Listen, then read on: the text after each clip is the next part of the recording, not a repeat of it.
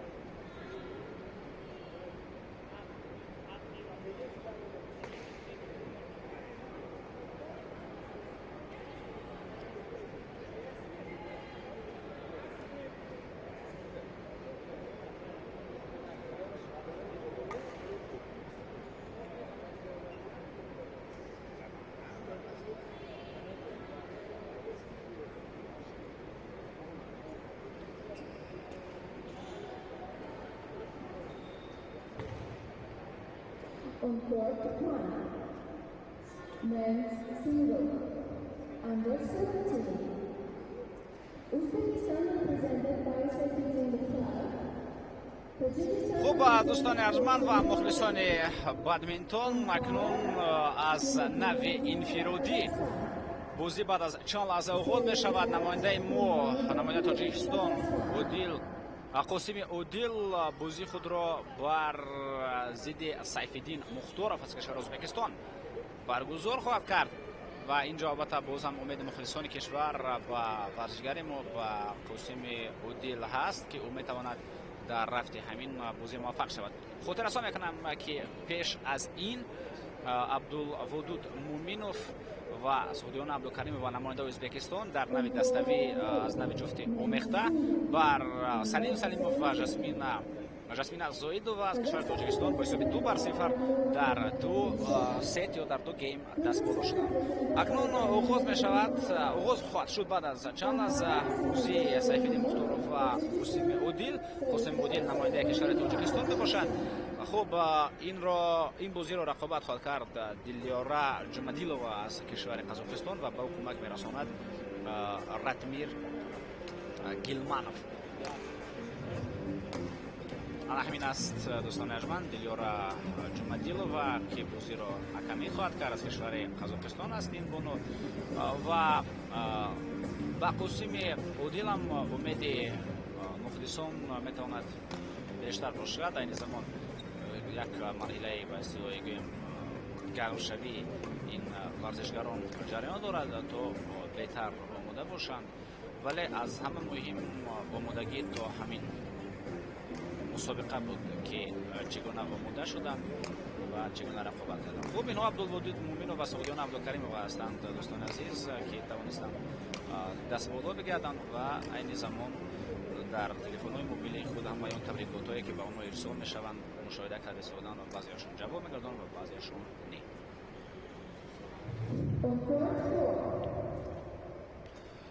خب در برابر این بینندگان عزیز در کورت‌های دیگر کدام بازی‌ها برگزار خواهند شد. در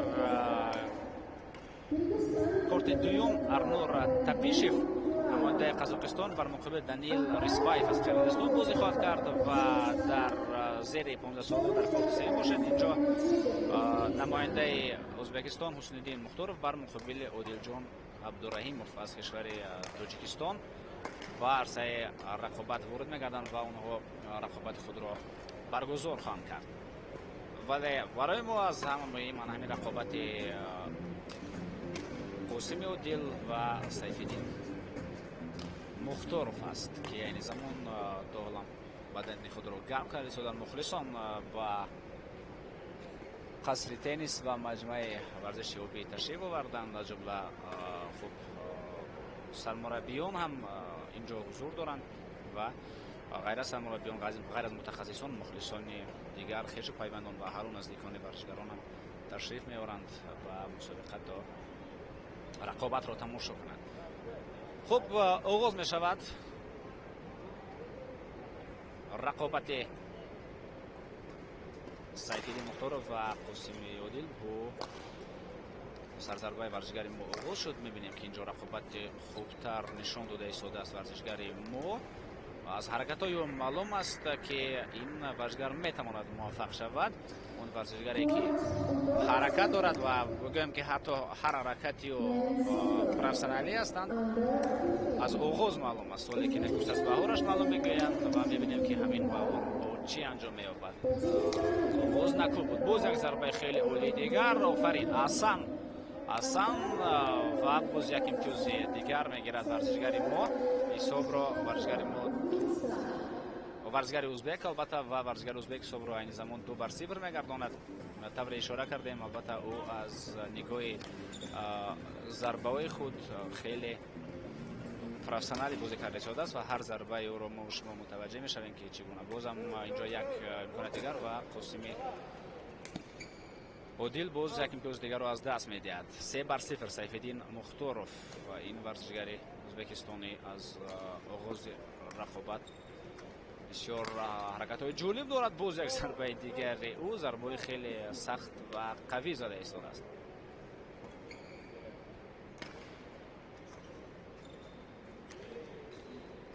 باز یک ضربه دیگر و ببینید که اینجا یک چیز در حیرت میماند. قاسم عادل برای چی توپ‌ها رو برداشته ایستاده است، یعنی باز مشاهده میکنیم که یک حالت دیگر، یک ضربه دیگر و یعنی توپ‌ها برداشته میشوند خیلی قلای برای ورزشگر از کشور ازبکستان و سرمربی ما را اینجا نشان میدهند که باید از همین اشتباه یک خلاصه براری کند و دیگر چنین اجازه داده نشود.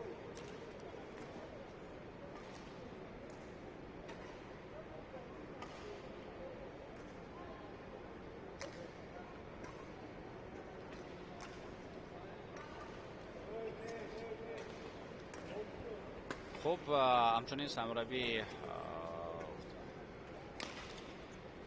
سیفالدین مختارov هم نشان داده می شود. بازم یک اشتباه دیگر در اجرای قاسم عادل. حساب الکی 8-1 است. بسیار نگرانی کننده است. از آن طرف یعنی از نیمه سیفالدین مختارov تنها ضربه ها با این جانب آماده ایستادن. از اینجا باشد ما شما تنها برداشتن ها رو مشاهده کرده ایستادیم. این ضربه به اوت می رود ولی میبینیم که قاسم عادل با طور بازی کرده ایستاده است که خیلی قلای برای رقیب باشد، یعنی او برداشته ایستاده است. در صورتی که توپ‌ها با رقیب برداشته شوند او هم این امکانات خود را استفاده برده میتواند. 11-1 3-1 اما 2-1 از ورزشگر ازبکستانی است و تنها 1-1 از جانب ورزشگری ما.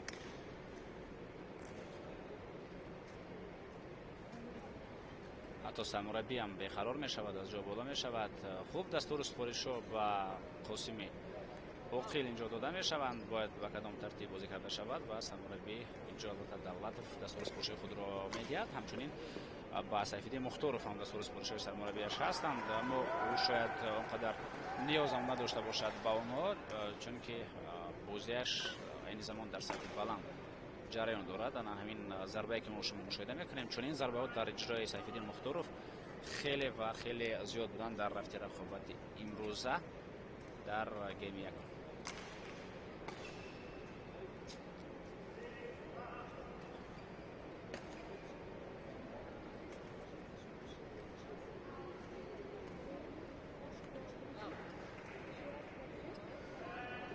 ҳар лаҳзаи такроре ки ба мо нишон дода мешавад мушоҳида мегардад ки дар он варзишгари мо танҳо тӯбро бардошта истодааст ва варзишгари Ӯзбекистон низ зада истодааст.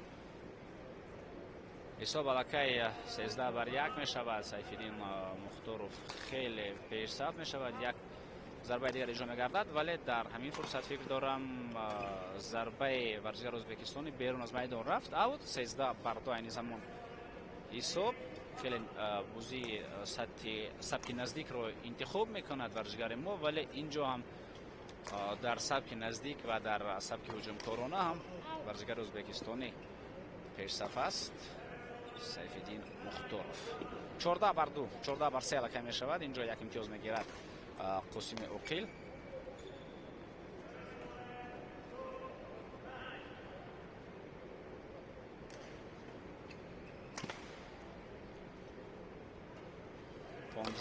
бар 3 аст ҳисоб ва аллакай 15-4 мешавад. Хуб, тасаввур кунед ки аз 15 то 21 чанд адад аст? 6 адад. Аз 4 то 15 бошад 11 адад. яъне ки наздиктар ба ғалаба аст ва ки наздиктар ҳадяқал ба баробар кардани ҳисоб. боз як зарбаи дигар, вале инҷо зарбаи задаи Сайфиддин Мухторов берун аз майдон мераваду аз ҳад ба худ боварӣ ҳосил кард. имтиёз дода истодааст ба варзишгари мо, ба Қосими Оқил.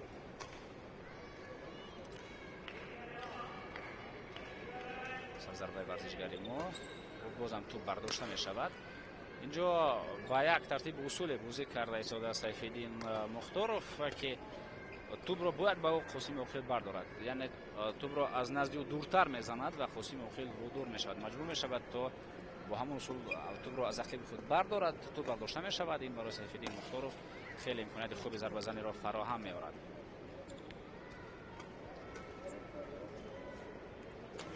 яъне рақибро водор мекунад ки тӯбро ба ӯ бардорад. ҳатто рақибро водор мекунад ки ба он сабке ки ӯ мехоҳад ба ҳамон сабк бозӣ карда шавад. як зарбаи дигари қавитарини Сайфиддин Мухторов.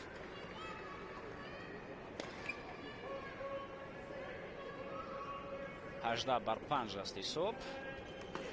хуб, имконият барои зарба задани варзишгари мо ҳаминҷо вуҷуд дорад ва бинед ки дар баргардонидани зарба муваффақ нашуд варзишгари ӯзбекистонӣ. дар як ҳолат варзишгари мо хуб бозӣ кард. ягона фурсате ки дар иҷрои ӯ хуб буд дар рафти ҳамин рақобат аз ҳамин буд. яъне замон ҳисоб 18-6.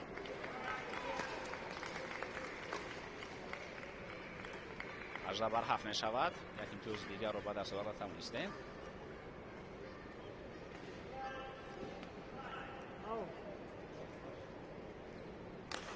зарба хеле қавӣ, бисёрам олӣ ба кунҷи нимаи варзишгари мо.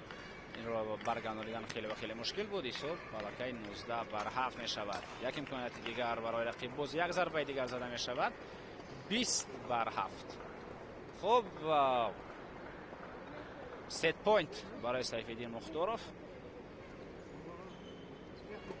сабки наздик инҷо истифода мешавад ва баъдан як зарбаи бисёрам қавӣ ва бо ҳисоби 21-7 дар ин сет Сайфиддин Мухторов ғалабаи худро ба даст меорад. дар ин ғалаба, дар роҳ ба ин ғалаба расидан ягон мушкилиро эҳсос накард.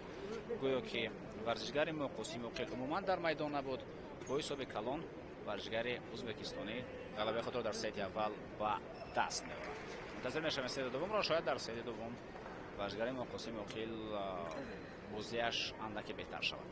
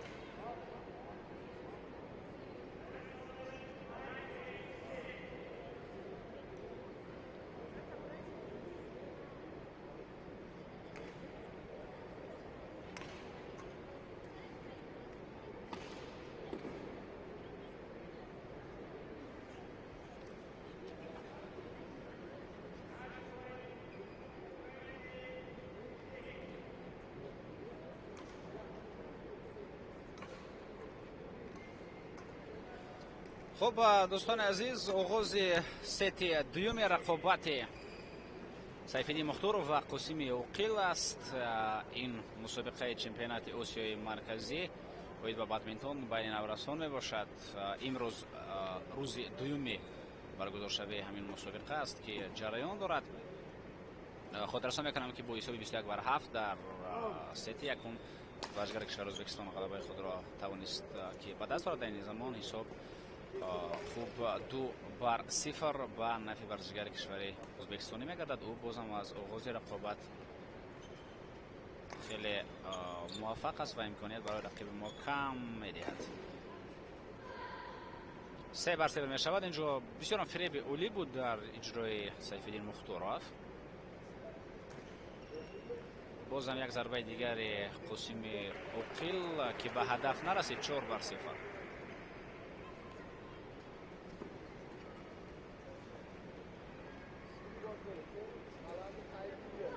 5-0. حرکت خیلی کم است. حرکت در ورزشگران تاجیک خیلی و خیلی کم دیده می شود. قاسم عقیل از جمله اونهاست که در همین فرصت بازم مشاهده میکنیم در ست دوم هم بسیار با سرعت پاس بازی کرده شده. 6-1 امتیاز رو گرفت ورزشگر ما. بازم تو رو میبردارد به رقیب و البته این رو استفاده میبرد به یگان مشکلی.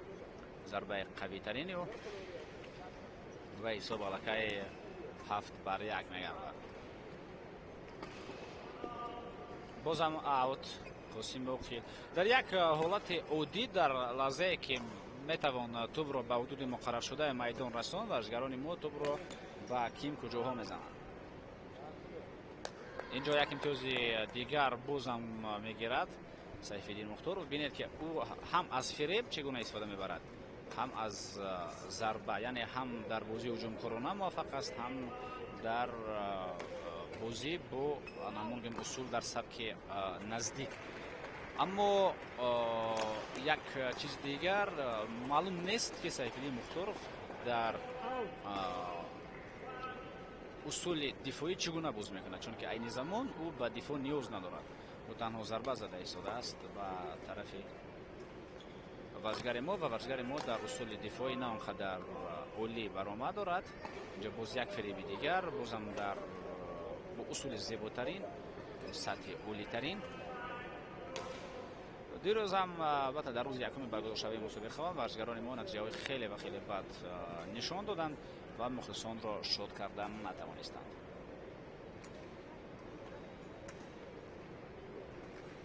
یازده بر 2 حساب.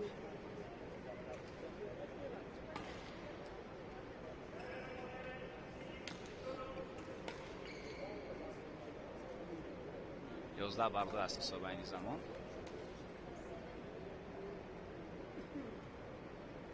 جا دستور سپارش‌های سرمربی ازبکستان و دستور سپارش‌های دولت همچنین به ورزشگر ما و قاسم عقیل.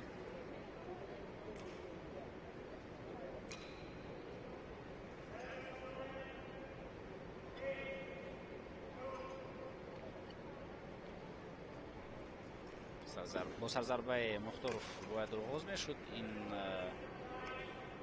دوام بازی.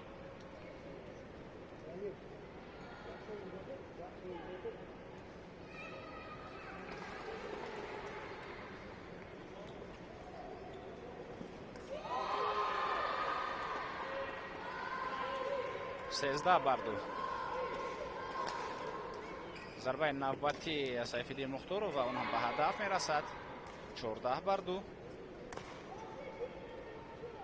14 مرتبه سرضربه را سیفالدین مختارov اجرا کرد. 2 مرتبه ورزشگر ما. این را حساب کردن خیلی و خیلی آسان است از امتیاز.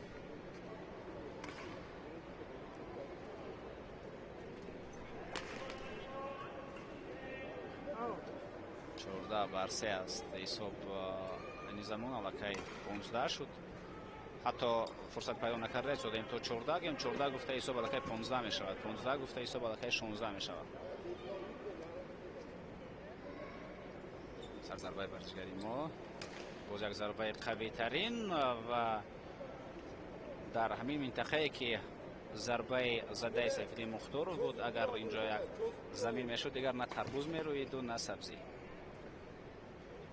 зарбаи қавитарини варзишгари ӯзбекистонӣ Сайфиддин Мухторов ба тарафи Қосими Оқил. бозам инҷо туп бардошта мешавад.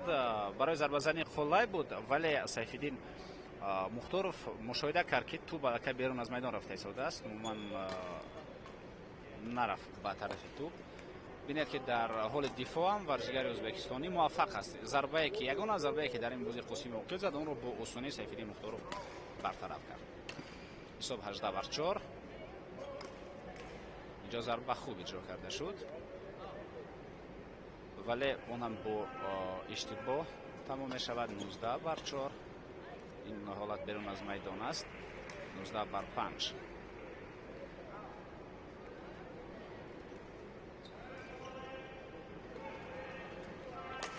зарбаи қавитарини навбатӣ ва ҳисоб 20-5 мешавад.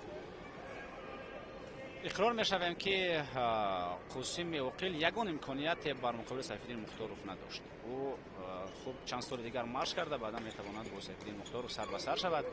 дар ҳамин шабу рӯз, дар ҳамин ҳолат ягон имконият ба Сайфиддин Мухторов нест.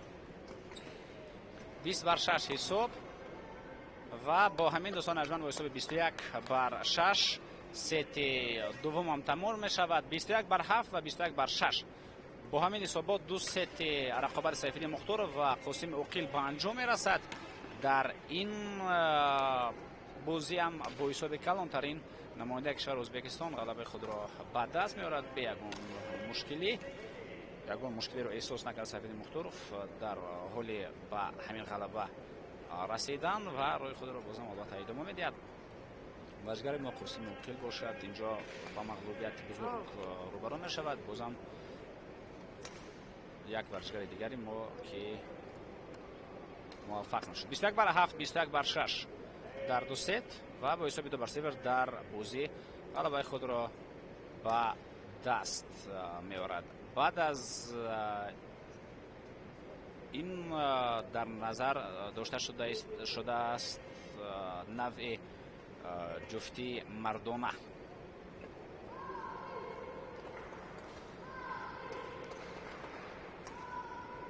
акнун таваҷҷӯҳ мекунем ба лаҳзаҳои асосии ҳамин рақобат, ба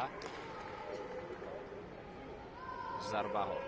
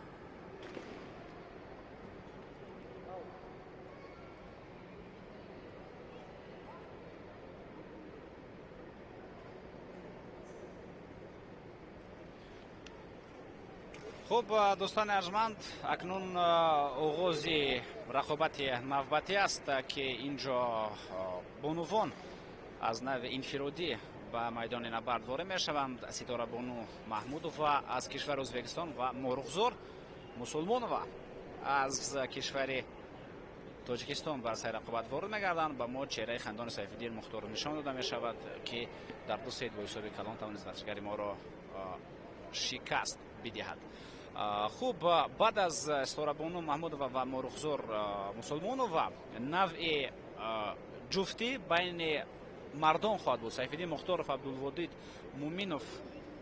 عبدالودود مومینов از ازبکستان بر مقابل قاسم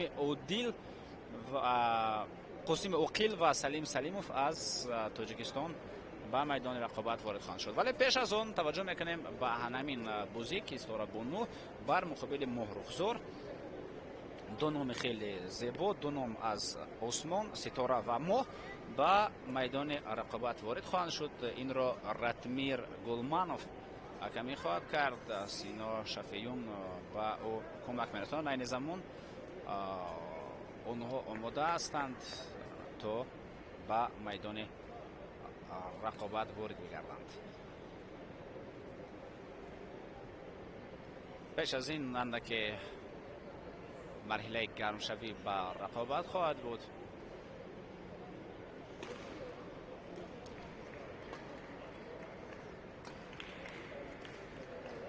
و بعد از چند فرصت آماده شدن ورزشکاران بازی خود را آغاز می‌گردانند.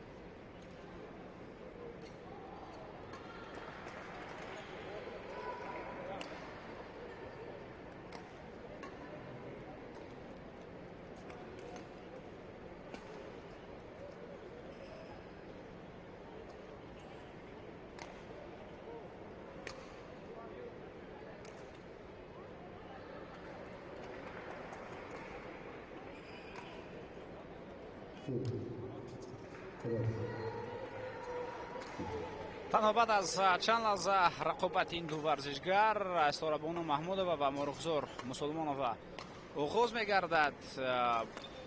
حتی در پی دریافت معلومات در مورد این دو ورزشگر معلوم می‌شود که ورزشگر از کشور ازبکستان ستاره بانو محمودova در چند پیش در کشور ازبکستان مسابقه برگزار شده بود در بین ورزشکاران نورس در نمنگان و در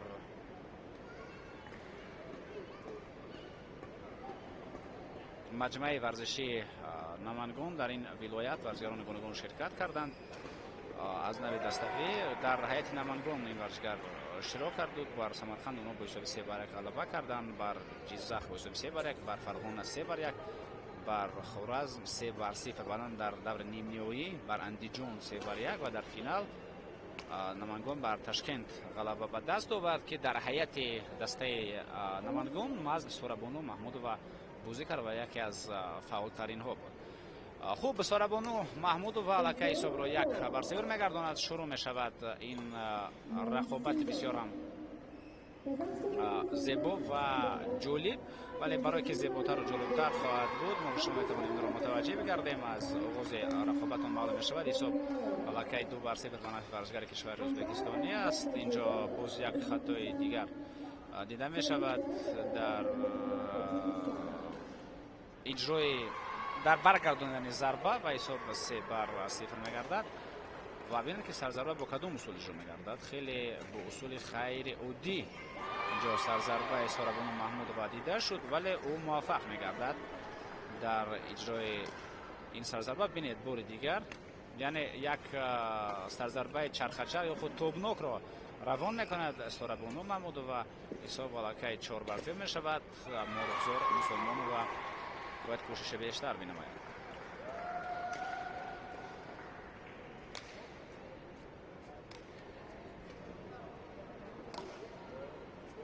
ضربه و یک پس دیگری رفته ایستادن از جانب هر دو ورزشگر، ولی این توپ بیرون از میدان می رود. حساب الکی 6-0 نشان میدهد.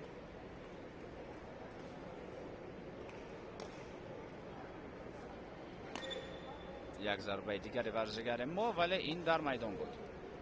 1-6 می شود حساب. ورزشگر ما اکنون آهسته آهسته باید تلاش بیشتر بنماید. سرضربه رو میخواست با فریب استفاده برد و موفق هم گردید، چون که ورزشگر ازبکستانی خیلی پیشتر آمد و این رو استفاده برد.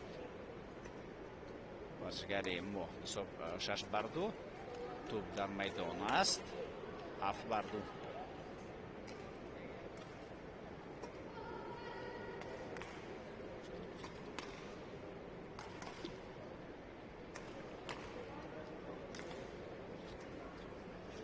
یک خطای دیگر ورزشگر ما.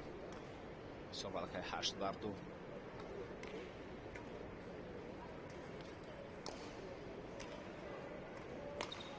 در بدمینتون البته از سرضربه های سبک گوناگون استفاده برده می شود. اینجا البته به مانند ورزش های دیگر مثال گیریم و مثل والیبال که اونجا توپ را از زیر آن ضربه میزنند. در اجرا کردن سرضربه باز اصول برزیلی است، اصول اروپایی است و دیگر اصول ها. در بدمینتون هم همین طور است. طبعا ما شما مشاهده میکنیم ورزشگر از کشور ازبکستان سورابونو محمود و بیشتر استفاده میبرد همون اصول ضربه زدن از پایون رو به توپ، با راکتکه و به توپچه ضربه میزند. یک ضربه چرخ خود را روان میکند و این بسیارتر به کسب امتیاز آورده ایستاده است. اگر یک آمادگی دیگری خوب باشد انا همین سرضربه رو میتوان ضربه زد. یعنی همه این سرضربه هایی که سورابونو محمود و روان کرده ایستاده است اونها برای ضربه زدن خیلی قلای هستند. تنها یک ورزشگر لازم است که ضربه زدن تواند، ولی متاسفانه میبینیم که مرغزور مسلمانوف این ضربه ها را زدن نمیتواند. حساب این زمان 11-4.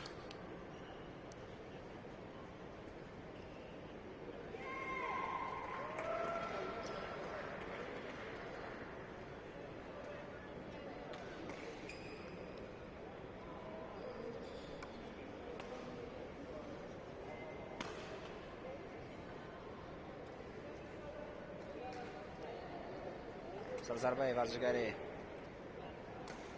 ازبکستانی بازم با همون اصول همین ضربه باید بهتر اجرا کرده شوند، چون که خیلی قلای است برای ضربه زدن. خطای خوب سورابونو محمود و 11-5.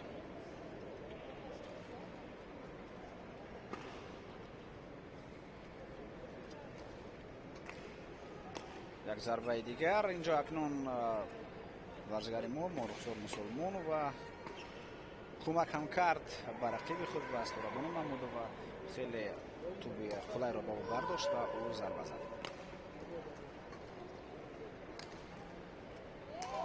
با اوت می رود. ضربه زده سورابونو محمود و حساب 12-6 زمان به نفع رقیب. الکی 13-6 شد.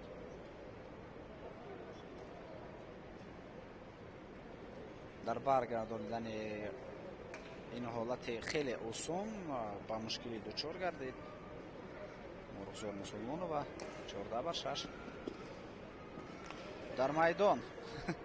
توپ راست در پیش چشمان مرغزور مسلمانوف و به زمین افتاد، ولی طبعا میبینیم توپ به اوت رفته بوده است. یعنی حق نه به جانب ما بلکه به جانب ورزشگر ما بوده است، چون که توپ به اوت رفته بود.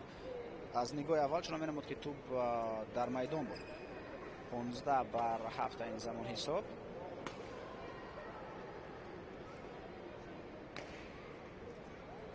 خب یک سرضربه دیگر و بازم با اوت میرود. 8-15. الکی سرمربی با سورابونو محمود و دستور سپرشو داد که باید سرضربه هایی که با امین اصول اجرا کرده میشوند ضربه آنقدر سخت زده شود و دستور سپرشو سرمربی خود را گوش میاندازد бозигари Ӯзбекистон. Инҷо як зарбаи дигар мезанад ки берун аз майдон меравад. ҳисоб 9-16 аст аз зарбаи Морғузо Мусулмонова. дар усули наздик, дар сабки наздик мебинем ки Сорабону Маҳмудова муваффақ аст. 17-9 мешавад ҳисоб. агар мо ба бозиҳои олимпӣ дар ҳамин нави варзиш мо мутаваҷҷеҳ шавем, онҷо ки беҳтаринҳо дар майдон ҳастанд, бинед ки онҳо бисёртар маҳз дар сабки наздик бозӣ мекунанд, хеле наздик ба тур қарор мегиранд ва ҳамчунин онҳое ки дар рейтинг дар зинои якуму дуввуму сеюму чорум ҳастанд, онҳо қадди баланд доранд. онҳо хеле наздик ба тур қарор мегиранд ва баъдан дар сабки наздик хеле зуд бозӣ мекунанд, хеле зуд ҳаракат мекунанд. агар ту баландтар бардошта шавад, онҳо бо сабаби қадди баланди худ ва баъдан бо ҷасти худ метавонанд ҳамон ҳолатҳоро зарба зада баргардонанд ва касби имтиёз бинамоянд. яъне дар ҳамон бозиҳо мо мутаваҷҷеҳ мешавем ки туп хеле зуд ба ин тарафу ба он тараф рафта ҳисоб аст. яъне инҷо барои мисол ба монанди теннис туп нест ки ба замин зада баъдан боз ба ҳаво хезад, пасон зарба зада шавад. инҷо агар туп ба замин рафт, пас ин маънои онро дорад ки вай дигар намехезад. яъне тупча дар ин нави варзиш фарқкунанда аст. 21-11 дӯстони арҷманд ҳисоб мешавад. хуб, ягона ҷиҳати мусбате ки мо дар ҳамин бозии Мурғузо Мусулмонова метавонем қайд бинамоем, он аст ки ӯ аз Қосими Оқил ки қабл аз ин бозӣ кард имтиёзи бештар гирифт. Қосими Оқил дар сети аввал 7 хол гирифт, Мурғузо Мусулмонова дар сети аввал 11 хол гирифт. дигар ягон ҷиҳати мусбат инҷо дида намешавад.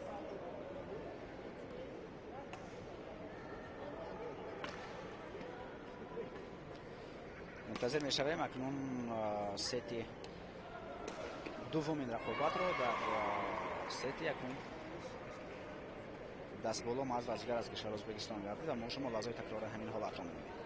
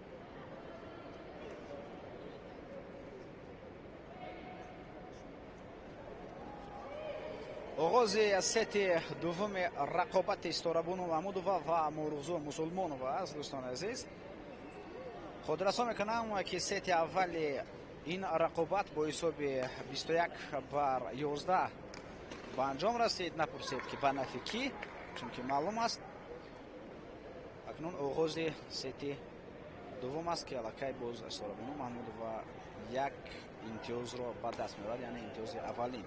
бозам бо ҳамон усули худ, бо усули хоси худ зарбаро иҷро мекунад. имконият барои зарбазанӣ вуҷуд дорад, вале аз чӣ бошад ки зарбаҳои варзигарони мо на ба поён, балки ба боло меравад.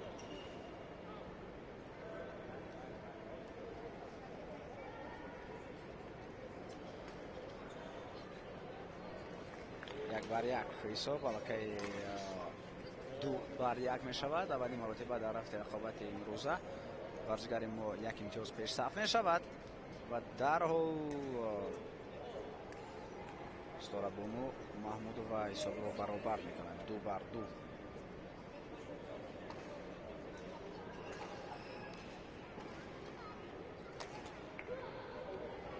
зарба ба гӯшаи нимаи варзигари мо ҳисоб аллакай 3-2 аст.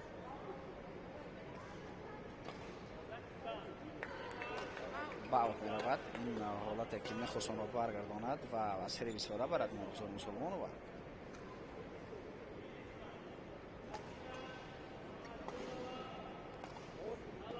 ин зарба бо хато иҷро мешавад. ҳамон ҳолате ки гуфтем, яъне рост ба рости худ мумкин нест иҷро кардани сарзарба, бояд ба таври диагоналӣ, ба таври қутрӣ биравад. ин зарба ба аут меравад. ҳисоба ин замон баробар 4-4.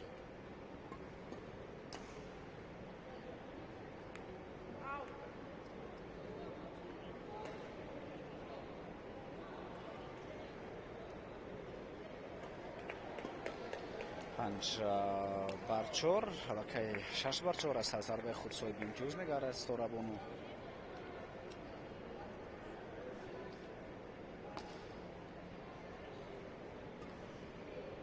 бозам ба ҳамон нима меравад. ин мумкин нест. рост ба рост ки тӯб рафт, ҳисоб 6-5, яъне имтиёз ба дастаи мо дода мешавад. баробар мегардад ҳисоб 6-6.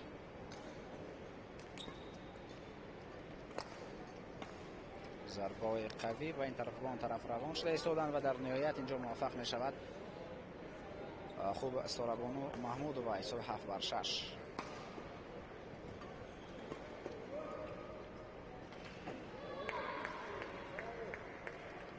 берун аз майдон баробар мегардад ҳисоб 7-7. дар ин сет мебинем ки ҳолати варзишгари мо Мурғузор Мусулмонова беҳтар аст. бояд ба ҳамин тартиби бозиро идома бидиҳад, вале намедонам дар шумо ҳаст ё не, чунон эҳсосоте аст ки Ситорабону Маҳмудова варзишгари ӯзбекистони бо тамоми қувваи худ ин замон бозӣ мекарда ҳисоб аст. баробар мешавад ҳисоб 8-8.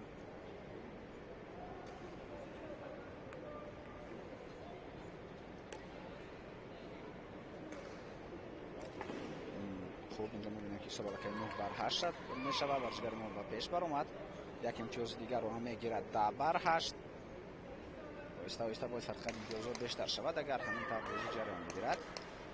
хуб бардошта мешавад тӯб ва зарбаи хеле қавӣ, вале дар ҳоли дифоъ ҳам варзишгари мо хуб бозӣ кард.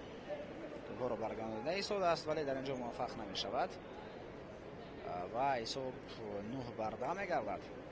агар фарқати ҳамин ду имтиёз нигоҳ дошта шавад, хеле ва хеле хуб хоҳад. бозам мастур намегузарад. зарбаи задаи Сторабону 11-9. ҳисоб фарқати ду имтиёзро барқарор мекунад Мурғузор.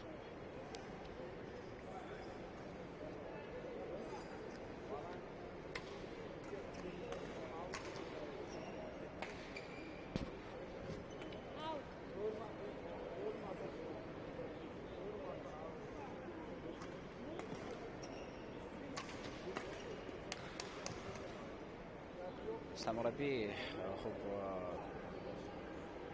дастаи Тоҷикистон дастури супоришҳои худро ба Сторабону Маҳмудова ба Мурғузор Мусулмонова дода истодааст.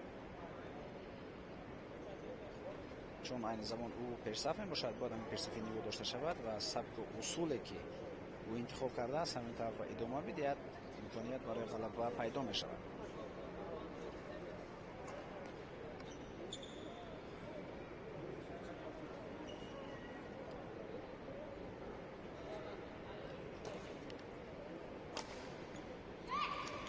хуб бармегарданд бар сай рақобат ва баъд аз баргаштан касби имтиёз мекунад Мурғузор Мусулмонова. 12 бармо мекунад ҳисобро. зарбаҳоро баргардонида истодааст ва ин зарба ба аут намеравад. онро бармегардонад варзишгари мо. баъдан як имконияти дигар, вале аз инҷо зарбаи хеле қавӣ ба тарафи нимаи варзишгари мо зада мешавад. ҳисоб 12-2. Мурғузор ҳам аз ба ҳамон тараф нигоҳ кард, назар андохт ки ҳисоб ин замон чанд бар чанд. зарбаи хеле хуб, зарбаи хеле хуб, вале он бо иштибоҳ ба анҷом мерасад. 11-12 ҳисоб. инҷо аз фиреби худ имтиёз гирифтан натавонист Ситорабону ва ин имтиёз ба Мурғузор Мусулмонова дода мешавад. 13-11 сарзарбаи варзишгари мо аз ин тараф зарба зада мешавад ва тӯб дар майдон аст. 12-13.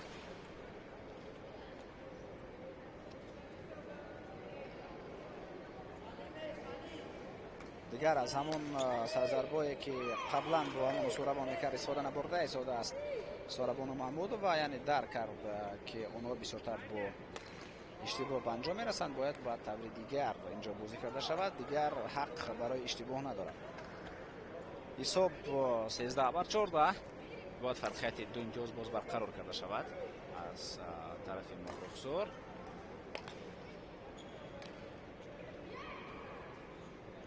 берун аз майдон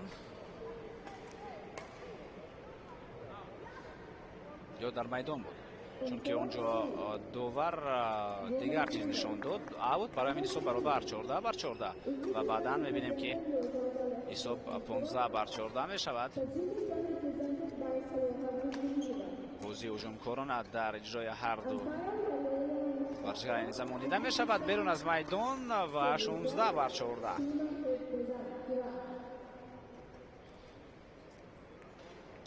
ҳолати равонӣ ҳам инҷо нақши муҳим дорад, чун имтиёзҳои худро дар имтиёз пешсаф шуд сараввал Мурғузор.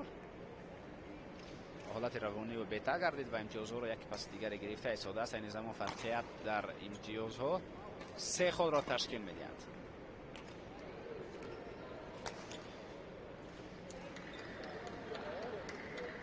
хуб, ҳисоб 15-17. зарбаи баргардонидаи варзишгари мо бо иштибоҳ ба анҷом расид. тӯбча ба пиндошти Сурабону Маҳмудова корношоям аст. бо он тӯбча ҳолаташ он қадар хуб набуд, барои ҳамин ҳам тӯбчаи дигарро гирифт. зарбаро бармегардонад варзишгари мо, вале баъдан дар баргардонидани зарбаи дуввум муваффақ намешавад. 16-17 мешавад ҳисоб.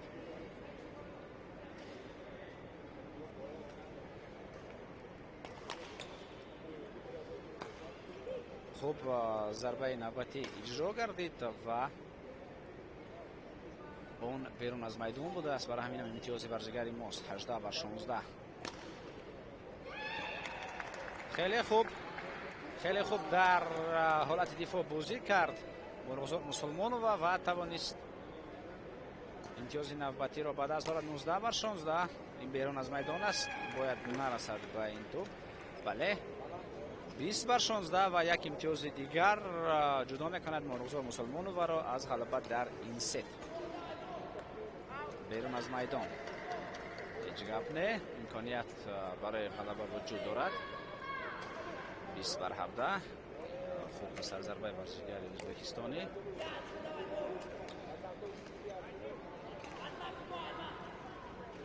баъдан варзишгари ӯзбекистонӣ як имтиёз дигар ҳам мегирад. хуб, 18-20.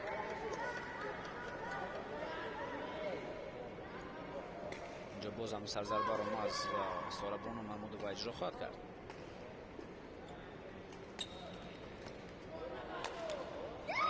бо диққатона инҷо бозӣ кард Мурғузор Мусулмонова ва тавонист касб имтиёз карда бо ҳисоби 21-18 дар ин сет дастболо бигардад. ӯ хеле хурсанд аст, барои ин ғалаба хеле ва хеле муҳим мебошад. тавонист ғалабаи худро ба даст орад. ҳисоб айни замон дар сетҳо 1-1 мешавад. ҳолати равонӣ хеле ҳам муҳим аст. ғалаба дар ҳамин сет метавонад бисёрам олӣ бошад, бисёрам аз ҷиҳати равонӣ психологӣ омода кунад варзишгари моро ба ғалаба дар маҷмӯъ дар ҳамин рақобат. ӯ бояд ба худ боварӣ дошта бошад ва дар он бозие ки дар сети дуюм нишон дод, дар сети сеюм ба ҳамон тартиб бозӣ карда шавад. алалхусус дар ҳоли дифоъ бозии варзишгари мо беҳтар ба назар расид. яъне Мурғузор Мусулмонова дар ҳоли дифоъ беҳтар бозӣ кард. зарбаҳои рақибро хеле хуб бармегардонд. мунтазир мешавем сети сеюмро ки сети тақдирсоз хоҳад буд. то ҳамин дам мо танҳо бо ҳисоби 2-0 мағлуб мегардидем ва бар ин маротиба дар бозиҳои имрӯза, дар бозиҳои рӯзи дуввум мо ҳисобро баробар карда натавонистем 1-1.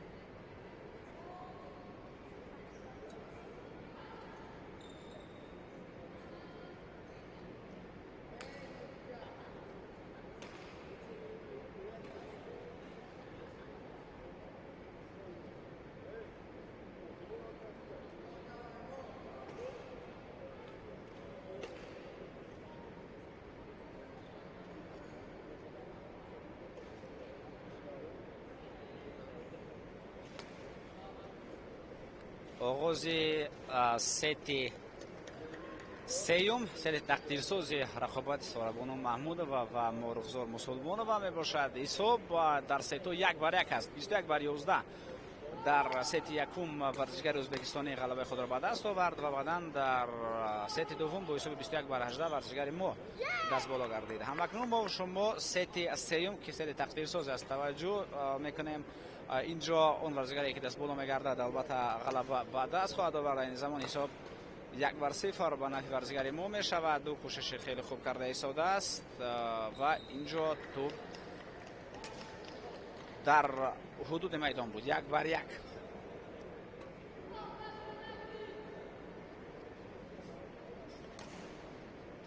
бо ҳамун усули хоси худ сарзарбаро иҷро мекунад Сорабону Маҳмудова, вале аллакай онҳоро пай бурд Морухзор Мусулмонова. дар ҳисоб пешсаф шуд ва дарҳол боз ҳисоб баробар мегардад 2-2.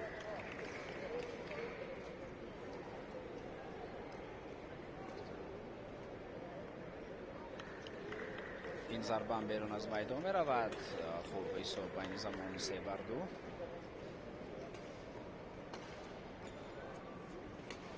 бояд зарба дурусттар иҷро карда мешуд берун аз майдон. 4-2 бояд бошад. бале 4-2 ҳисоб. 4-3. Men's double. Under 17. Kazakhstan represented by Tamil. ҷо як зарбаи дигар иҷро карда шуд. барон буд варзишгари мо ки тӯб берун аз майдон меравад, вале тӯб дар ҳудуди майдон ва замин фуруд омад. ҳисоб 5-3 мешавад. як зарбаи дигар иҷро мегардад, вале бозам дар баргардонидани зарба бо усули бекхенд варзишгари мо муваффақ нашуд. 6-3 мешавад ҳисоб.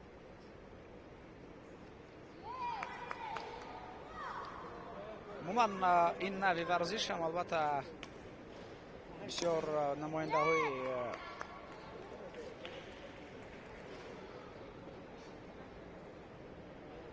машҳур ва олиро дорад дар сатҳи ҷаҳонӣ, аз ҷумла аз кишварҳои аврупоӣ. албатта дар ин нави варзиш бозигарони хеле хуб ба воя расиданд дар сатҳи ҷаҳонӣ. дар бозиҳои олимпӣ онҳо бисёр маҳорати олии худро нишон медиҳанд ва ҳамеша муваффақ мегарданд. 8-5 замони ҳисоб. зарбаҳо хеле қавӣ иҷро карда мешаванд. тӯб берун аз майдон меравад ва ҳисоб 9-5 мешавад.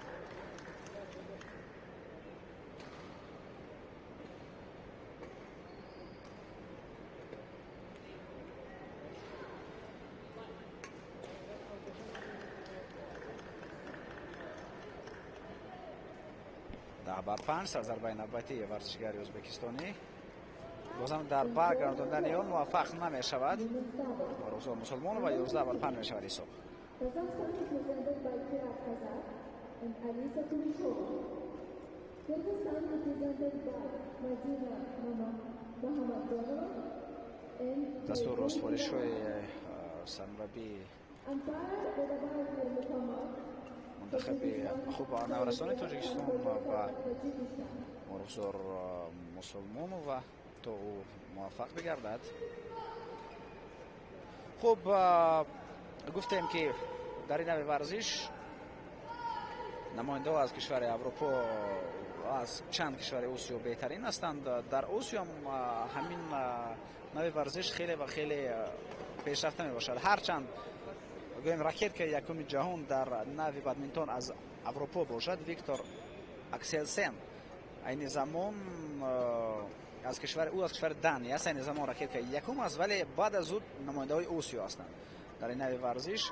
در زمینه دوم از اندونزیا قرار دارد انتونی گینتینگ، از تایلند کنوات ویتسارم، در زمینه سوم از ژاپنی کودال ناراوکا، در زمینه چهارم از اندونزیا جوناتان کریستی، پنجم از در ریتینگ عمومی جهانی از جمهوری مردمی چین لی شیفنگ.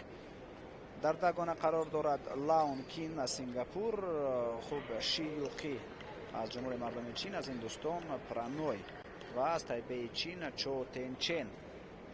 او هم در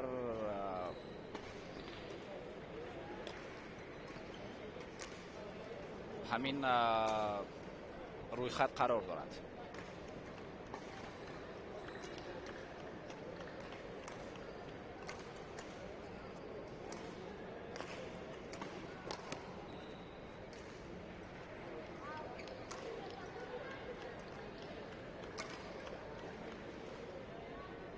پونزده بر 5 از دوستان ارجمند حساب استورابونو در صفحه خود را نگاه داشته ایستاده است. حالا که حساب اینجا 16 بر 5 می شود. خوب 17 بر 5.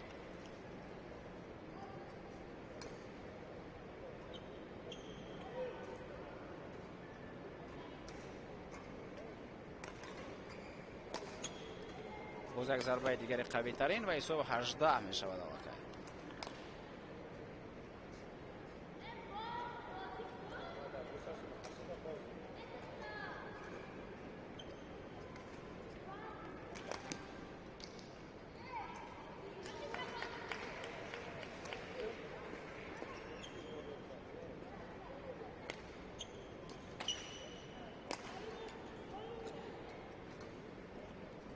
برای ضربه زنی وجود دارد ولی در حال دفاع ورزشگر ما بهتر بازی کرد. حساب 18 بر 7 می شود این زمان. اما امکانیت کمتر اکنون دیده می شود و ورزشگر ما مرغزار مسلمانوف در ست دوم بهتر بازی کرد ولی در ست سوم می بینیم که چگونه ورزشگر ازبکستانی موفق است. اینجا بیرون از میدان اوت. نه در میدان بوده است دوستان ارجمند، در میدان بوده است. 19 بر 7 است حساب این زمان. استورابونو محمودوف و وکی شماره خود را به 19 هدف میرساند. ضربه نوبتی و اینجا به اصول ساده زده می شود و بعدا در ضربه موفق میگردد. 20 بر 7 ماچ پوینت برای مرغزار مسلمانوف و میبینیم که در رقابت ستاره و ما امروز ستاره روشن‌تر شد.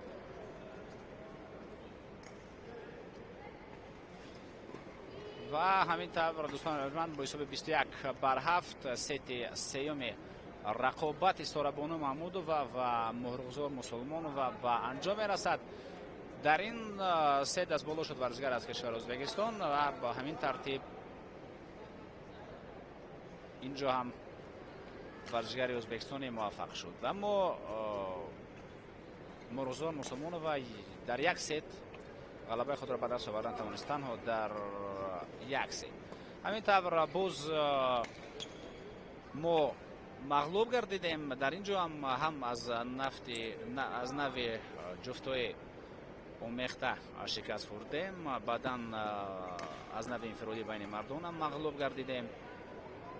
بعدا در بین بانوان از نوع انفرادی هم مغلوب شدیم و اکنون نوبت جفت مردان است دوستان عزیز که بعد از چند لحظه به میدان وارد میشوند. 2 بر 1 اینجا استورابونو محمودوف غلبه میکند. 21 بر 11 18 بر 21 و 21 بر 7 چون این بودند حساب در ست های امروزه. در ست دوم ورزشگر ما غلبه خود را توانست به دست آورد ولی در ست یکم و سوم استورابونو محمودوف دست بالا شد و توانست غلبه خود را به دست آورد. منتظر میشویم اکنون رقابت جفتی از جفت مردانه را که اونجا سیفالدین مختاروف و عبدالودود مومینوف از ازبکستان بر مقابل قاسم اوقیل و سلیم سلیموف از تاجیکستان بر سر رقابت وارد خواهند شد.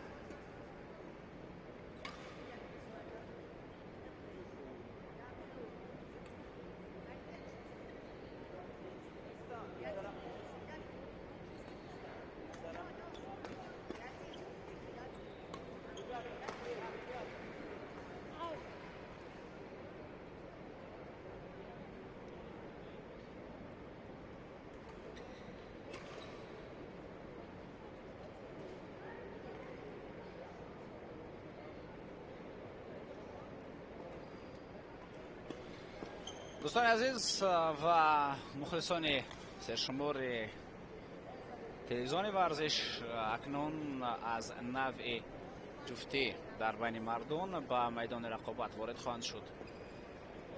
سیفالدین مختارов، عبدالودود مومینов از کشور ازبکستان بر مقابل نمایندگی تاجیکستان قاسم اوقیل و سلیم سلیمов. خوب بدمینتون بازان نورسی ما کوشش خواهند کرد تا در این رقابت خیلی ارزنده برآمد کنند و موفق گردند برای بازم دست بالو شدن و ثابت کردن که در کشور ما این ورزش در حال رشد قرار دارد. اگر با نوع انفرادی ما متوجه شویم، باید گفت که سیفالدین مختارов که این زمان همراه با عبدالودود مومینов به میدان وارد خواهد شد، او بر قاسم اوقیل توانست در 2 ست با حساب 2-0 غلبه به دست آورد. عبدالودود مومینов مالکه یک مرتبه در رقابت امروزه وارد میدان شده بود.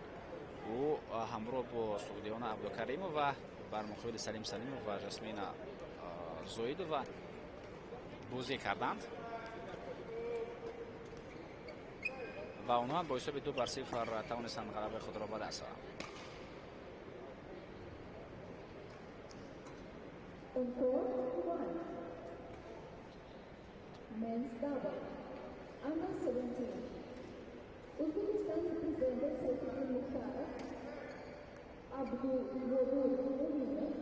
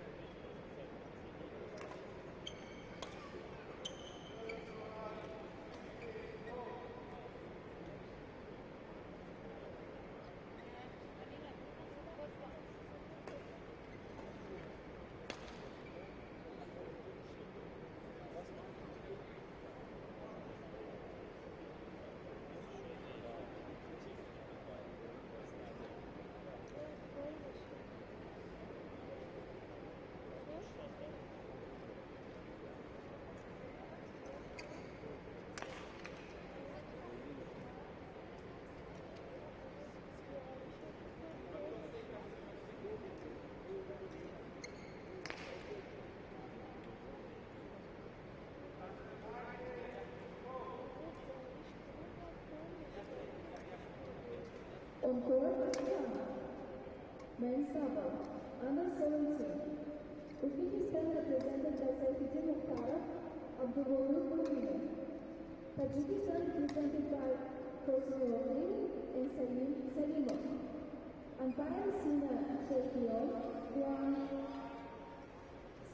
خب دوستان ارجمند، اکنون با میدان رقابت آهسته آهسته وارد می شوند ورزشگران ازبکستانی و ورزشگران ما. با پیرانهای سفید در میدان ورزشگران کشور ازبکستان خواهند بود، با پیرانهای سیاه و سرخ در میدان ورزشگران ما در میدان رقابت می گردند و کوشش می کنند نورسان 17 ساله ما تا 17 ساله ما تو بازی بسیار خوب و ارزنده را بر مقابل рақибони имрӯзаи худ нишон бидиҳанд. агарчи дар навъи инфиродӣ корашон омад накард, шояд дар навъи ҷуфтӣ онҳо тавонанд ба муваффақият ва дастоварди хубе дар рафти рақобати имрӯза бирасанд.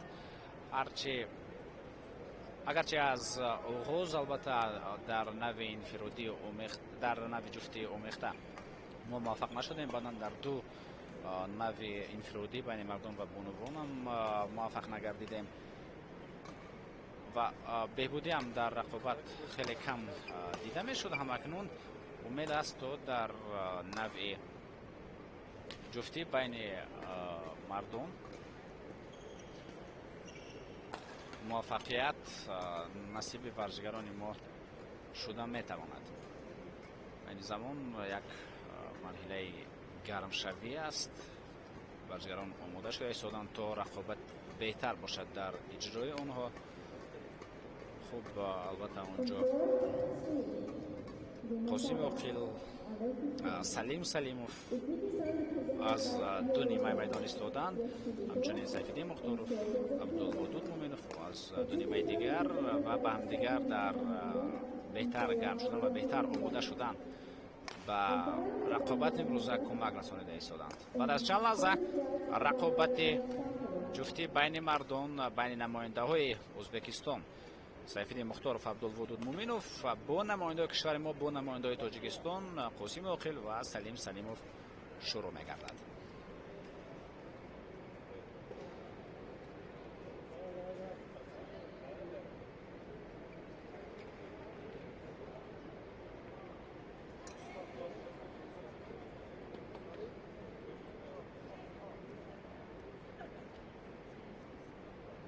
инҷом албатта ба мисли навъи ҷуфти омехта хоҳад буд, яъне то ду ғалаба. он дастае ки тавонад аввалин шуда ба ду ғалаба бирасад, он ғолиб хоҳад шуд. агар 1-1 бигардад ҳисоби сетҳо, пас бозам сети сеюмро мо мутаваҷҷеҳ хоҳем гашт ба монандионе ки қаблан Ситорабону Маҳмудова ва Мурғузо Мусулмонова қабл аз ин нишон доданд дар навъи инфиродӣ.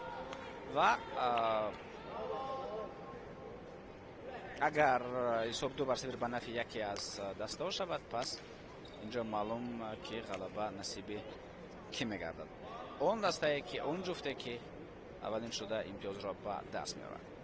инҷо суръат хеле нақши муҳим дорад, яъне боз ҳамдигарфаҳмӣ. аз нави инфиродӣ шояд нави ҷуфтӣ ҳам дар бадминтон мушкилтар бошад, чунки инҷо бояд байни ду варзишгар ҳамдигарфаҳмӣ дар сатҳи олӣ бошад, то онҳо тавонанд дар муваффақияти худ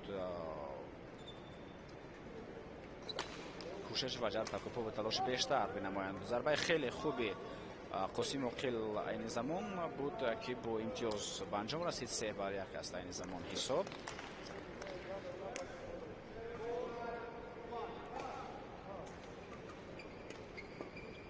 аллакай 4-1 шуд. боз як ҳолати дигар ва ин ҳам бо имтиёзи варзишгарони ӯзбекистонӣ ба анҷом мерасад. ҳисоб 5-1 сарзарбаи варзишгарон аз кишвари Ӯзбекистон. онҳо зарбаи хеле қавӣ зада истоданд. бинед ки дар ҷасти худ ё худ ҳамун ҷаҳиши худам хеле муваффақ ҳастанд варзишгарони ӯзбекистонӣ. бисёр ҷаҳиши баланд ва саривақтӣ доранд. як имтиёзи дигар ба нафи варзишгарони Ӯзбекистон. ҳисоб аллакай 7-1 аст.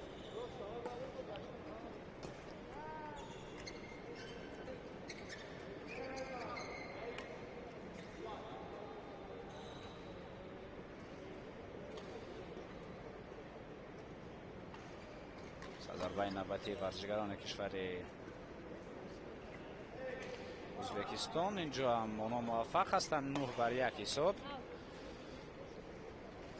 хеле зуд имтиёз гирифта истоданд варзишгарони кишвари Ӯзбекистон. онҳо аллакай ҳисобро 10-1 карданд. танҳо як хол гирифтан варзишгарони мо ки ин хеле ва хеле кам мебошад. боз аз фереб истифода карда мешавад. дар сабки наздик ҳам муваффақ аз варзишгарони кишвари O'zbekiston ҳастанд. Бозам 3-1. 12-1. خب در کورت‌های دیگر هم رقابت‌ها از نوع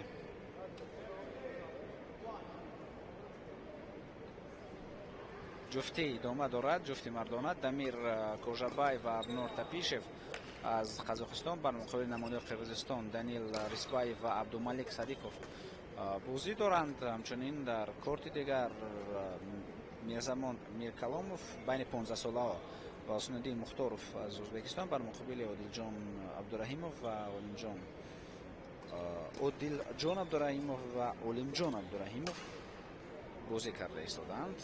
آنها در نظر بود تا رقابتشان در کورت دیگر البته برگزار شود و این زمان آن جریان دارد، یعنی بین تو 15 ساله ها. خوب اینجا حساب 14-2.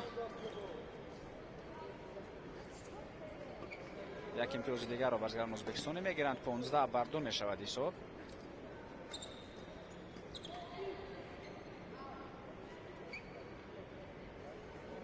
و باز 16-2 سرضربه بازیگران ازبکستانی. اینجا ضربه بازیگران ما به هدف نمیرسد. 17-2.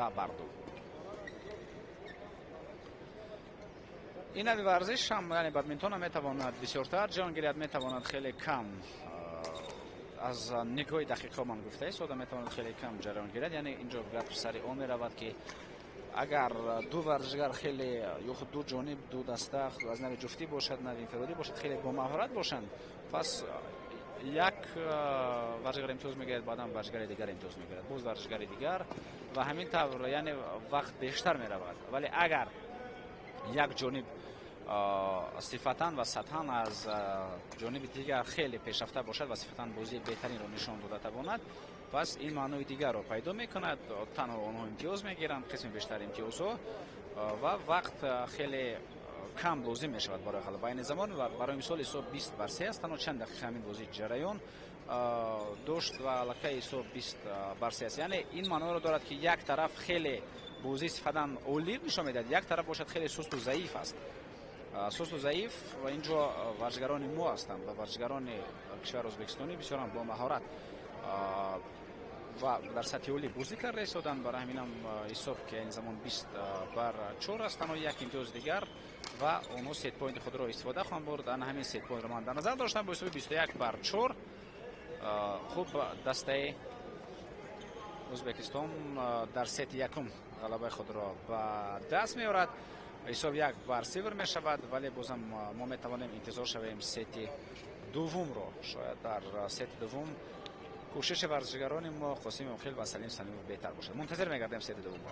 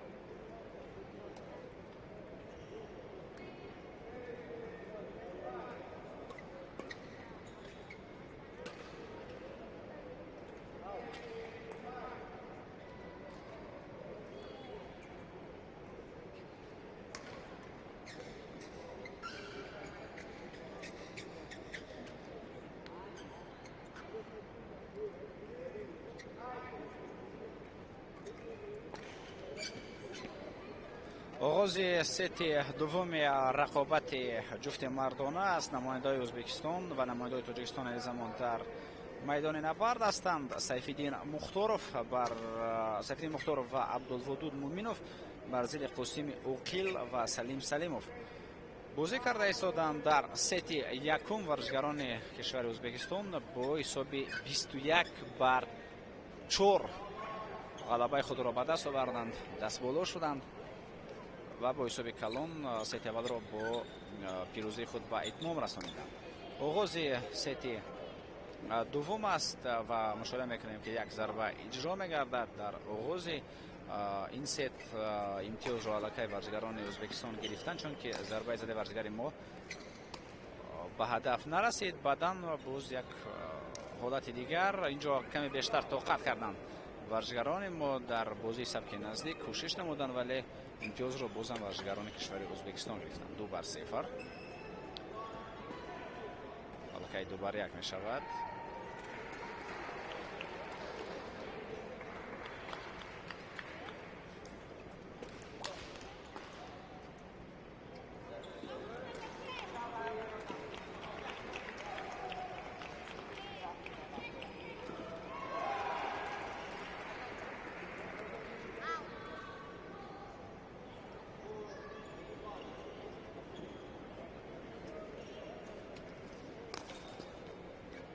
در حال دفاع ورزشکاران ازبکستان خیلی خوب بازی کردند و در هجوم هم ضربه زده آنها بسیار عالی بود. حساب 5-1 می شود. حرکت های ورزشکاران کشور ازبکستان خوب است. اینجا در حال دفاع سلیموف بهتر بازی کرد، ضربه قوی ترین را برگرداندن توانست، ولی بازم از این طرف یک ضربه دیگر جوابی روان کرده شد که اون با امتیاز و انجام رسید. 7-1 علاقه حساب.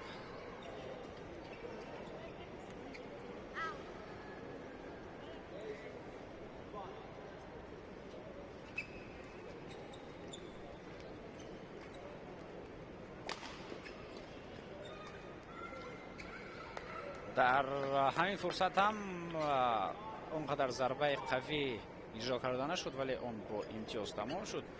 حساب 9-1 به نفع ورزشکاران کشور ازبکستان. در سبک نزدیک ورزشکاران ما میخواستن بازی بهتر نشان بدهند، ولی بازم اینجا موفق باز رقیبان گردیدند. حساب 10-1. یک فریب اینجا استفاده کرده شد و اون هم امتیاز آورد به ورزشکاران ازبکستان. بازم 3-1. همیشه ما تنها 1-1 داریم. با امتیاز میگیریم. حساب بین زمان 11-2.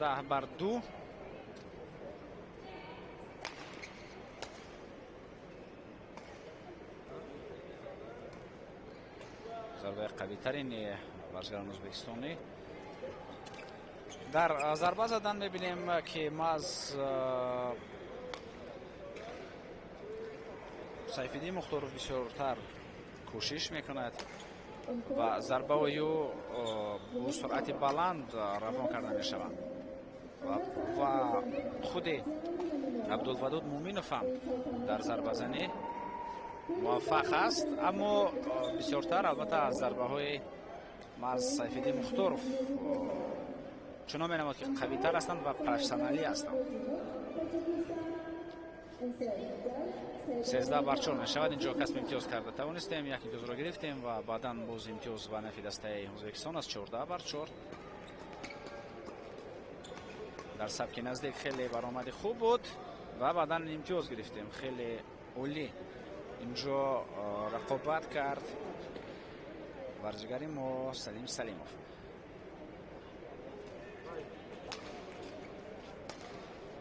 بسیار ضربه قوی ترین.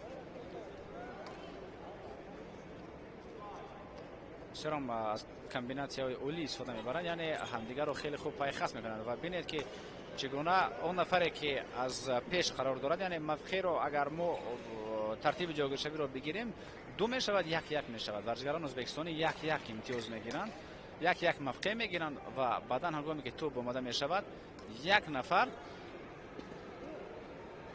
خود را که خم میکند و نفری که از عقب قرار دارد توپ رو میگیرد و بعدا برای ضربه زنی خیلی خوب است. یعنی این یک نوع کامبیناسیون هم هست در بادمینتون که ورزشکاران کشور ازبکستان از اون استفاده میبرند و نبرد موفق شده است. 17-6 حساب. علاقه 18-6 شد. بازم در برگرداندن ضربه ورزشکاران ما موفق نشدند.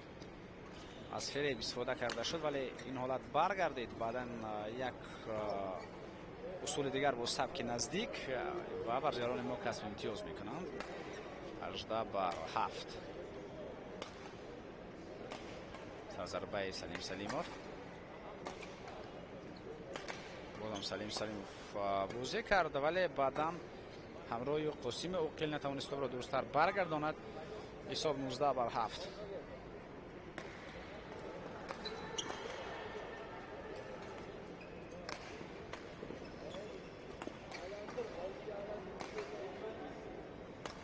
аллакай мебинем ки 20-7 мешавад. дӯстон арзуманд, матч пойнт барои бозигарони кишвари Ӯзбекистон.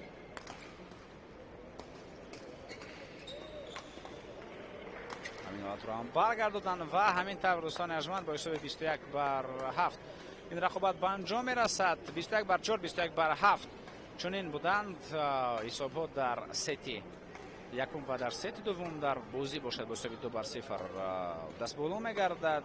ҷуфти мардона аз кишвари Ӯзбекистон Сайфиддин Мухторов ва Абдулвадуд Муъминов бар Қосими Оқил ва Салим Салимов дастболо мегарданд. баъд аз ин дар назар дошта шудааст рақобат байни ҷуфтҳои занона Соғдиёна Абдукаримова ва Сорабоно Маҳмудова аз Ӯзбекистон бар муқобили Морғузор Мусулмонова ва Жасмина Зоидова аз Тоҷикистон бозӣ хоҳанд кард. акнун мо шумо мунтазир мешавем ин рақобатро. 2-0, 21-4 ва 21-7. дар ягон рақобати имрӯза мо муваффақ нашудем то ҳамин дам. аллакай аз се рақобатро ки тамошо кардем дар ягон аз онҳо муваффақ нагардем. танҳо дар як сет Морғузор Мусулмонова дастболо шудааст халос. таваҷҷӯҳ мекунем ба лаҳзаҳои такрори ин рақобат.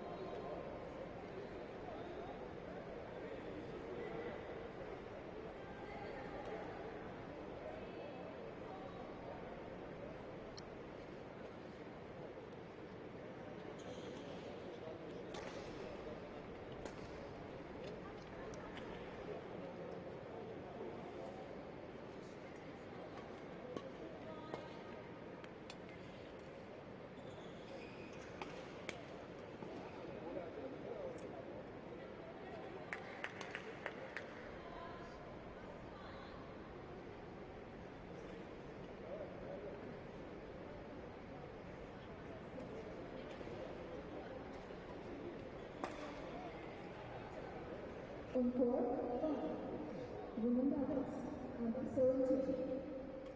Uzbekistan represented by Sityona Kurbanova, Sitorabona Akhmedova. Tajikistan represented by Mohluksor Musulmonova and Jasmine Zoitova. Umpire Jumati Dilara, Kazakhstan. Service judge Muhammad Kazakhstan.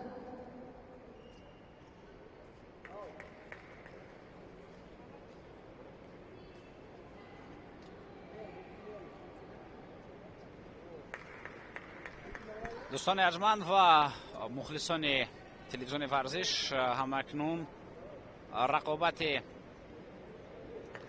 جفت زنانه در نظر است.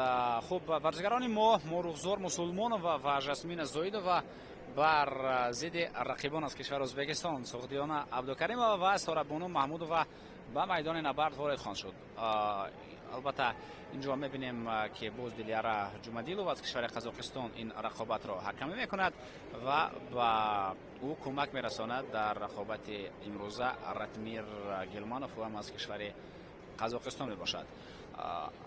هر چهار ورزشگر که این زمان به میدان نبرد وارد میشوند در هیئت دو دسته امروز بار دوم وارد میدان میگردند، چون که سغدیانا عبدالکریمова در نوع جفتی آمیخته الکی وارد میدان شده بود و همراه با عبدالودود مومینوف با سلیم سلیموف و جاسمین زویدova بازی کردند. جاسمین زویدova هم در نوبت خود در نوع جفتی آمیخته وارد میدان شده بود. اونها شکست خوردند از نماینده ازبکستان. بعداً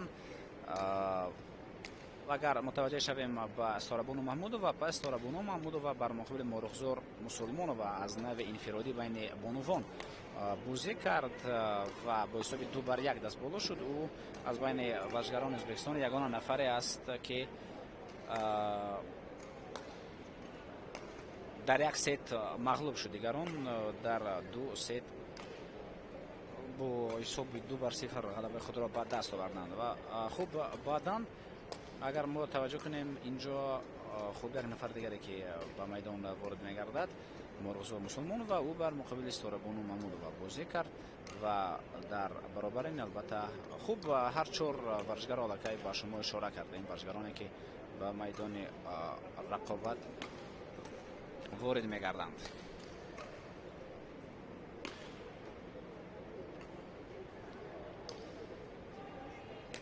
این زمان یک مرحله گرم شوی است. ورزشگران آماده شده ایستادند برای رقابت امروز، هم ورزشگران از کشور ازبکستان هم ورزشگران از کشور تاجیکستان.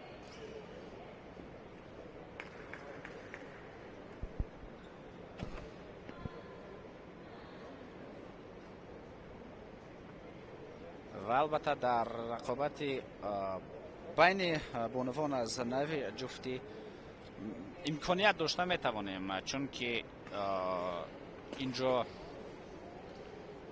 مرغزور مسلمانova اصلا رقابت ارزنده نشان دادن توانست بر مقابل سارابونو محمودova در آن بازی که اینها این دو نفر در بین بانوان از نوع انفرادی گذراندند.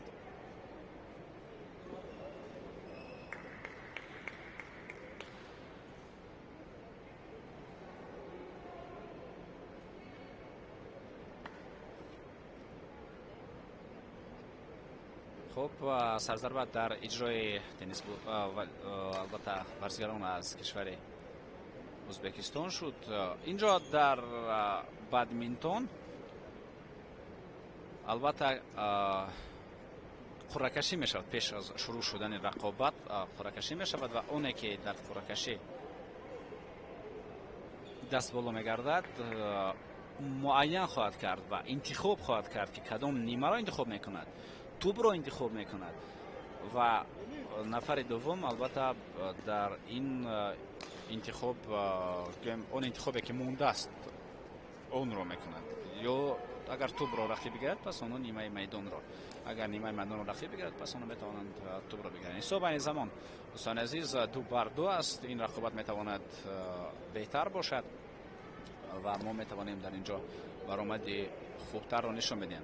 اگر در کورت‌های دیگر ما متوجه شویم بین بانوان از نوع جفتی دیانا نیمانووا و سلطنت توگایوا قزاقستان بر مقابل نماینده قرقیزستان جاسمین ایسارова و اینازیک میرنبکova رقابت نمایند. در کورت دیگر باشد نماینده خوب توپ 15 ساله نماینده ازبکستان با تاجیکستان اجازه خوب یاشخیلووا بر مقابل خوب و صوفیا زکیرova بر مقابل سابینا غنیeva و سیاحت گروگلیeva رقابت خواهند کرد و در این کورت رقابت میتوانند جریان داشته باشند.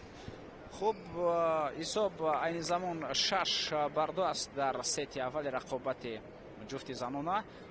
عبدالکریمова و همراهی و محمودova از مرغزار مسلمانova و جاسمین زویدova پیش صف هستند. 7-2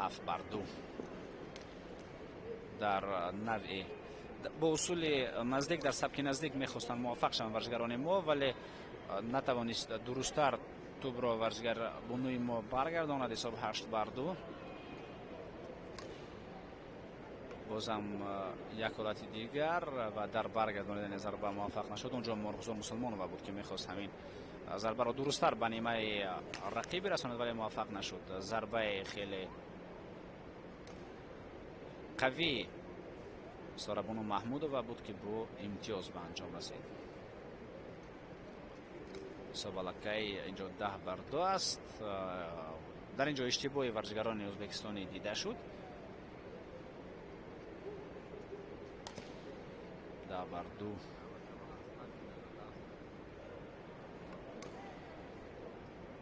10-2 11-3 است حساب این زمان. همان حالت یک حالتی بود که با امتیاز ما تمام شده بود، ولی اون نفری که جوابگری امتیاز است یک امتیاز اندک دیرتر برگرداند.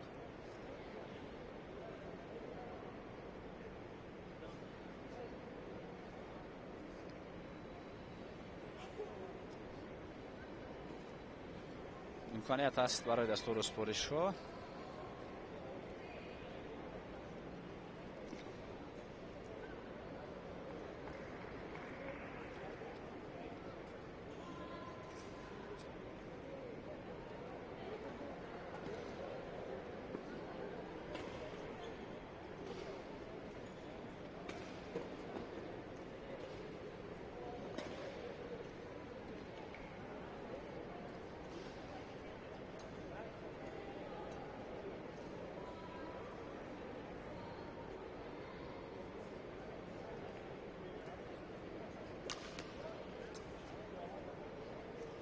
بازم از ضربه خود ورزشگران از کشور ازبکستان موفق می شوند. حساب این زمان 12-3 می شود. اصول نزدیک سبک نزدیک اینجا انتخاب کرده شد، ولی اگر توپ را برگرداندن می توانست جاسمین زویدova ما می توانستیم صاحب امتیاز بگردیم، اما در همین حالت نتوانستیم. 13-3 حساب که 14-3 می شود. در برگرداندن ضربه موفق نشدیم.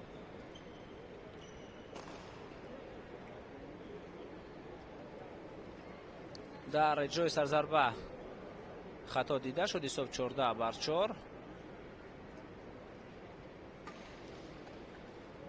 در میدان بود. ضربه زده ورزشگر ازبکستانی 15-4. ضربه خیلی قوی اجرا کرده میشد و این هم در میدان است. 16-4.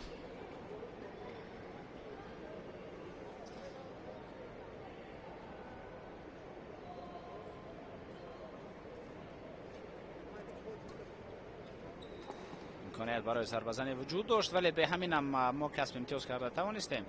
16-5 سرضربه ما. مرغزار مسلمانova در جای سرضربه قرار دارد. میخواست سبک نزدیک را انتخاب کرده بازی نماید، موفق نشد. 17-5 حساب.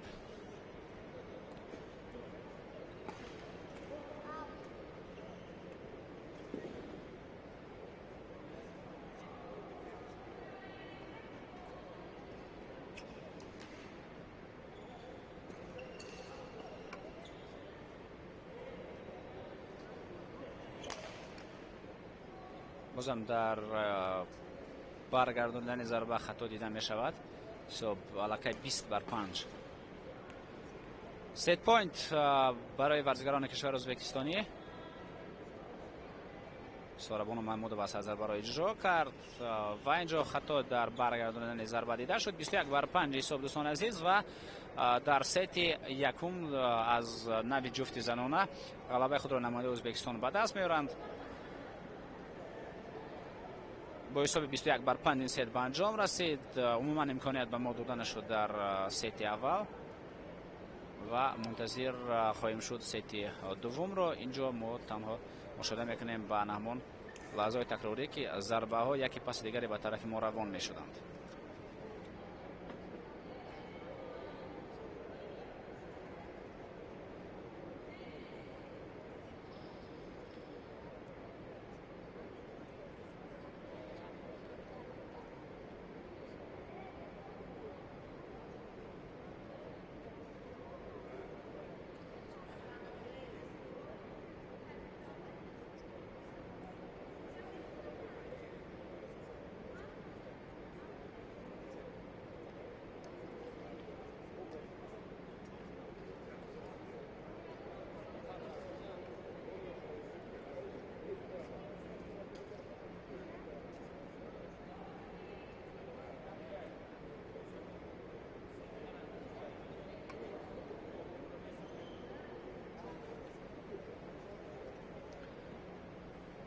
ست دوم با سرضربه ورزشکاران کشور ازبکستان آغاز می شود. در بدمینتون همین طور است که اگر در ست یا در گیم دست بالا همون دست شود یا همون ورزشکار شود، در ست نوبتی اولین جور سرضربه را ما از او اجرا خواهد کرد.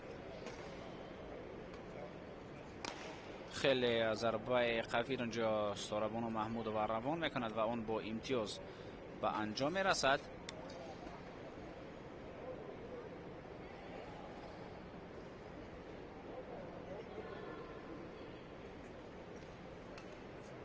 در برگرداندن ضربه جسمین زایدوف موفق نمی شود.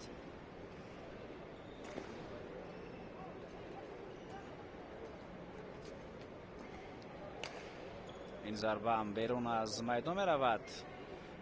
مهرزور مسلمانوف میخواست درستتر بازی کند و توپ را به کنج نیمه ورزشکاران ازبک روان بنماید ولی موفق نشد. بعدا جسمین زایدوف هم در برگرداندن نه بازم مهرزور مسلمانوف بود که در برگرداندن ضربه او تلاش کرد ولی موفق نگردید. ضربه نوبتی به طرف میدان ما. حتی حرکت هم نکرد جسمین زایدوف برای برطرف کردن همین حالت. 6 بر 0. یک امتیاز هم نگرفته ایم تا به حال و این معنی دارد که ما حتی یک سرضربه رو هم اجرا نکرده ایم. 7 بر 0.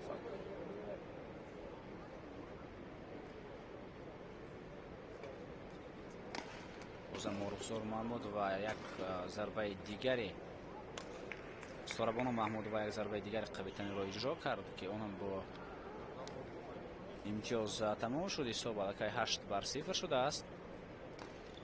ضربه نوبتی سبک نزدیک بازی و بعدا سبک نزدیک به ضربه دور مبدل می شود که توپ به اوت می رود. حساب 9 بر 0.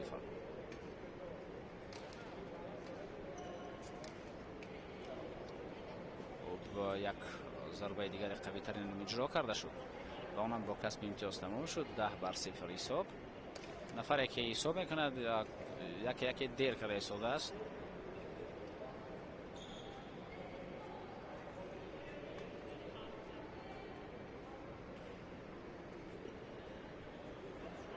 حساب علاقه خوب 11 بر 1 می شود. 3 تا 1 رو در رقابت امروزه خیلی زیاد دیدیم.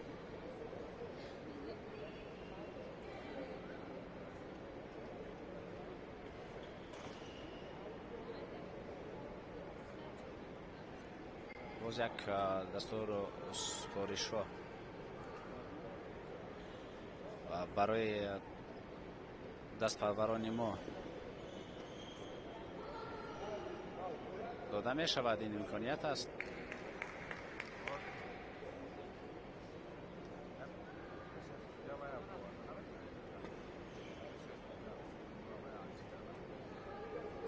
برمیگردند بر سیر رقابت.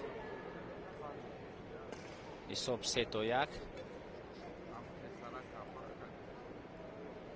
بازم در برگرداندن ضربه ما موفق نمیشویم.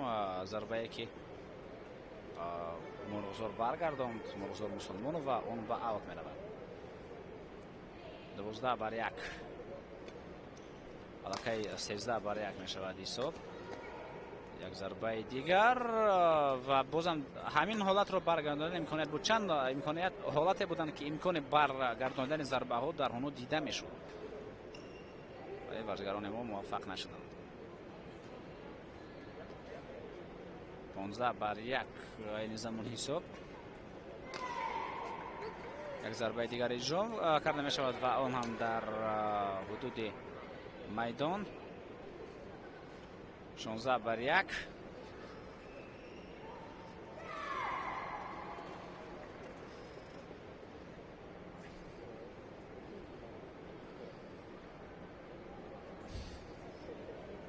تصور کنید که شماره ورزشگران ما این زمان در میدان از امتیاز بیشتر است. آنها 2 نفر هستند ولی امتیاز ما تنها 1 تا است. 17-1 می شود حساب.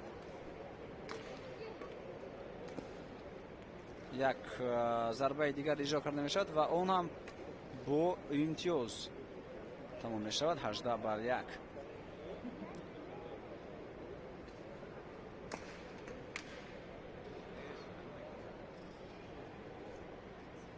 19-1 است حساب دوستان عزیز.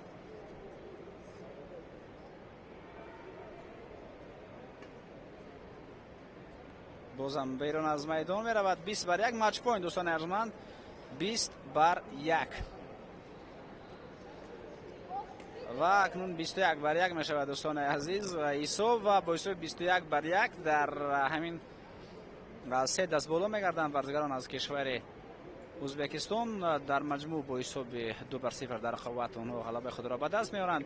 خب نماینده های ما در رقابت امروزه 5 حالت که به میدان وارد شدن با حساب 5-0 مغلوب گردیدند.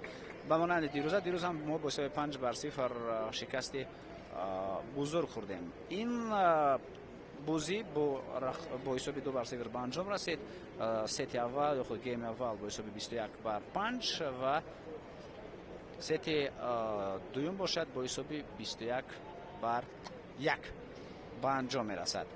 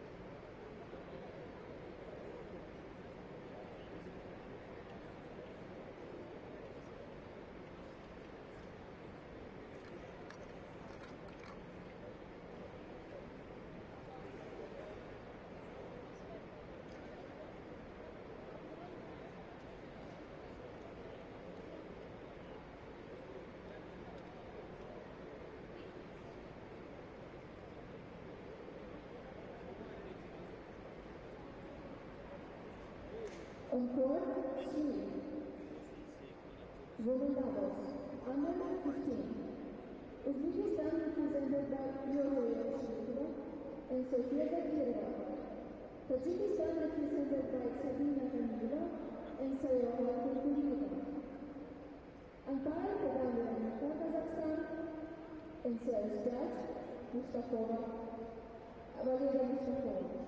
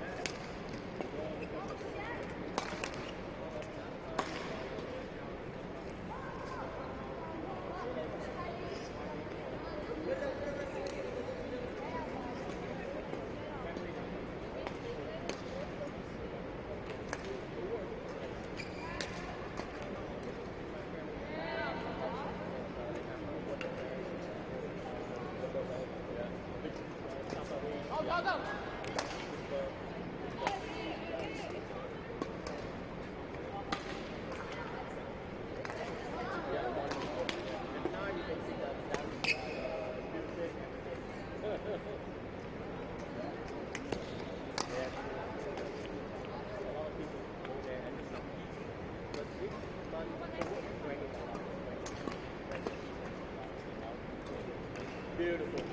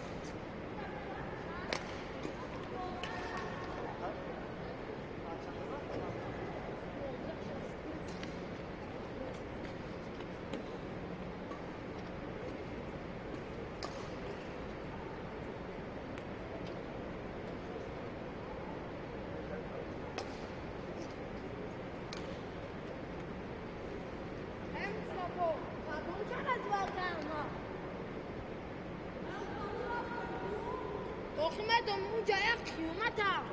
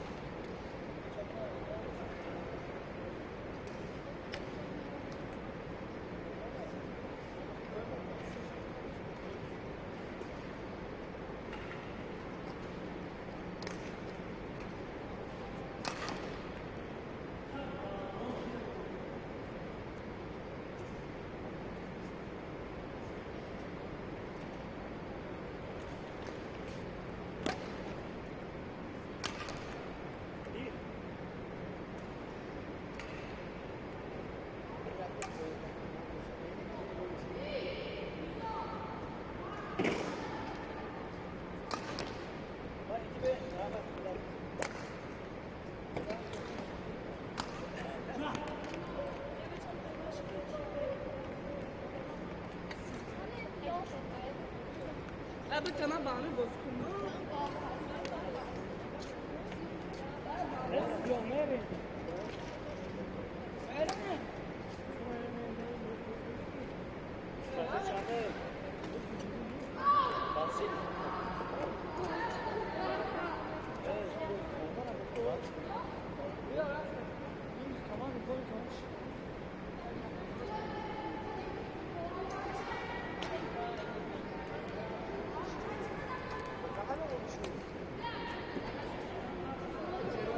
Gandalf!